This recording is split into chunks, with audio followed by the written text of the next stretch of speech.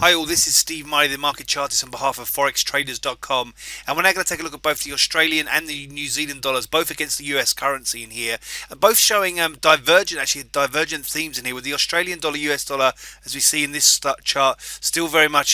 displaying a more positive tone, and we'll come to New Zealand dollar shortly, which is, although not aggressively bearish, but certainly saying a slightly more defensive tone compared to its Australian cousin. So certainly a divergent tone, which we don't usually see most of the time these markets trading in line. So as you see here, Australian dollar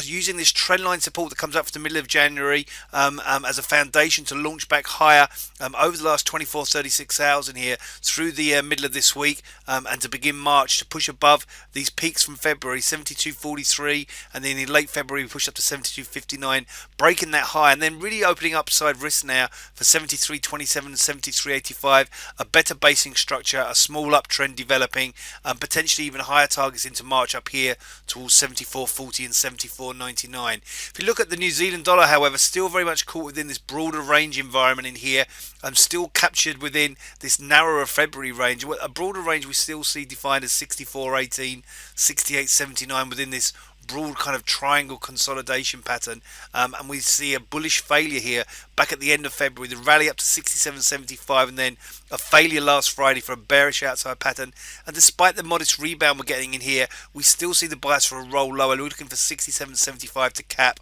and eventually pushing the market back into the bottom end of this range, likely going into the early to middle part of March. So certainly divergent tone, a more defensive negative New Zealand dollar versus US dollar, and if we go back to that Aussie dollars chart, a more positive Australian dollar tone.